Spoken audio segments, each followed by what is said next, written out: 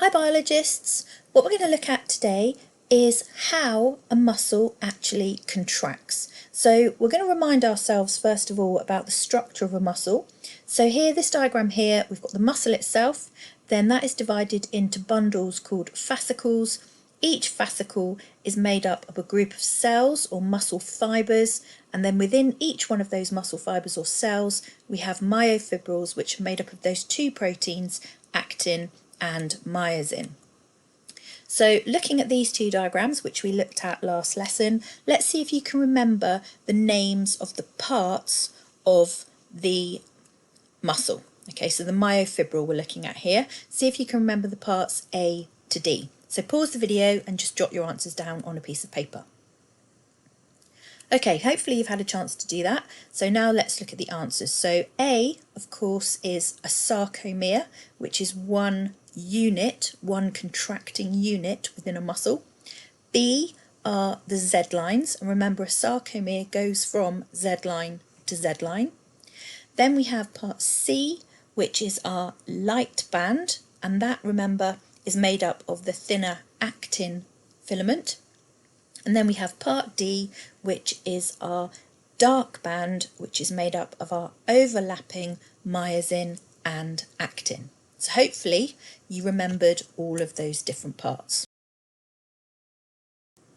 So let's look pictorially at the difference between a relaxed and a contracted muscle. So the diagrams at the top on the right hand side, you can see the muscle is relaxed, it's long and it's thin. The diagram on the right at the bottom, it's shorter and it's a bit plumper. The very top and the very bottom black and white diagrams are microscope diagrams, and the two in between those are actually pictorial representations of what is going on with the actin and the myosin. So if you look first of all at those Z lines, the Z lines in the relaxed and the contracted forms move together. So in the relaxed form they're quite far apart, but in the contracted form those Z lines have pushed together, and that means that the sarcomere has now shortened. And what you can see is that actually those thick myosin fibres stay still, but the actin fibres slide inwards over the top of them. And that means that those light bands become narrower, and that H zone, which is just made up of the myosin, is now much more narrow than it was in the relaxed form. Okay, so all that's happened there, remember, is that the myosin fibres have kept still, but the actin fibres have slid inwards over the top of them. So it's a good idea at this point just to re-familiarise ourselves with the neuromuscular junction. So let's have a look at this diagram here. At the top we have the axon from the motor neuron surrounded by the myelin sheath, and we have the presynaptic knob with its mitochondria and with those vesicles containing the neurotransmitter acetylcholine. Underneath that we have the muscle fibre, so that cell, with the sarcolemma. Remember, that's the name of the plasma membrane around the outside, and with its infoldings, its transverse tubules or its T-tubules. We also have sarcoplasm, which is the name of cytoplasm within the muscle fibre, and we also have mitochondria and that flattened nucleus. And just underneath that you can now see those protein fibres, so the H zone and the Z line and the dark bands and the light bands, which are made up of those actin and myosin filaments. Now, what we have within at this point here is this is just one junction along a whole muscle, and what we want is we want a muscle to contract all at once. We don't want one part to contract, then the next bit and the next bit. We want it all to happen together simultaneously, and so along a muscle there will be several neuromuscular junctions, and at each junction, remember, we've got that folding of the sarcolemma to allow that message to be passed over a longer distance.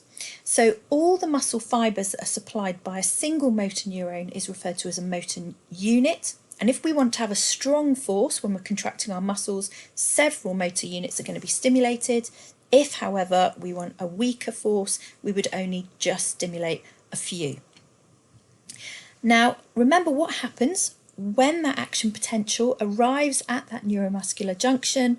The first thing that happens is that acetylcholine is released by exocytosis and moves into the synaptic cleft, and it's going to diffuse across the synaptic cleft, and it's going to bind to receptors on the sarcolemma.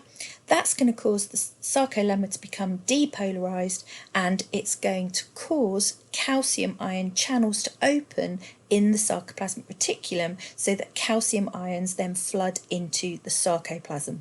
And that's going to be the starting point for our sliding filament model, which we're going to look at in a minute.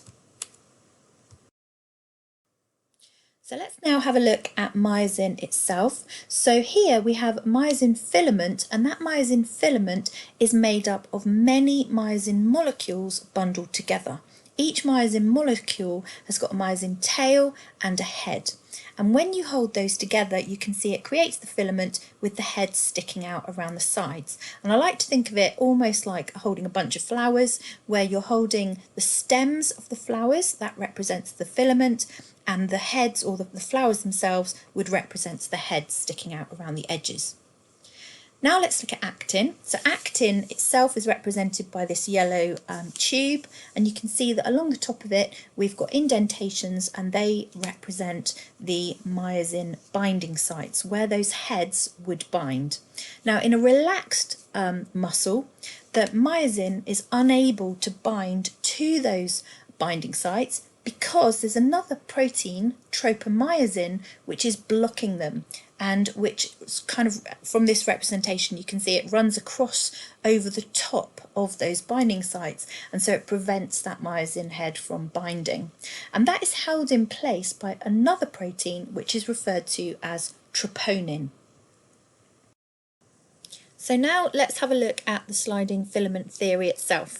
So just to remind ourselves, here's a picture of actin, so that's the pale blue strands, and that has wrapped around it that tropomyosin and the troponin, which is blocking the myosin binding sites. And remember that at the neuromuscular junction we have calcium ions being released, and those are moving out of the sarcoplasmic reticulum into the sarcoplasm.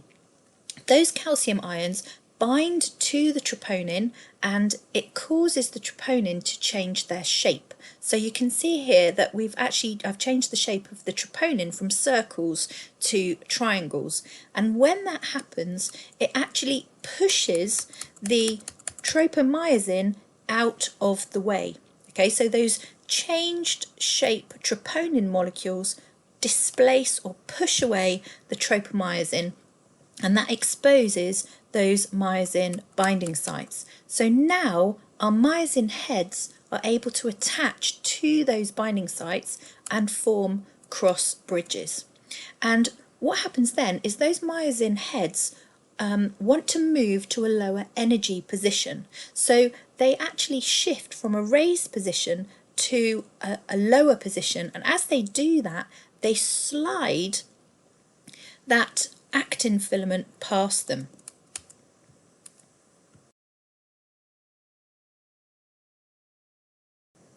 The ADP molecules, which were attached to the myosin heads, are then released, and that allows new ATP molecules to attach to those myosin heads. Once attached, that ATP is hydrolyzed by ATPase and is split into ADP and inorganic phosphate. That releases energy, which allows those heads to return to their upright cocked position. The calcium ions then move away from the troponin, and as they do that, the troponin then changes back to its original shape, and that then pushes the tropomyosin back over the myosin binding sites.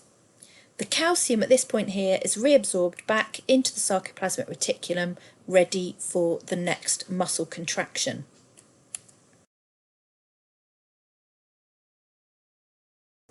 The final thing that happens is that the ATP has to be regenerated, and there are three ways that this can happen. The first way is in aerobic respiration. So if there's plenty of oxygen around, then the ATP is generated by the phosphorylation of an ADP molecule. Phosphorylation just means the addition of a phosphate group. And because this happens in the presence of oxygen, we refer to it as oxidative phosphorylation.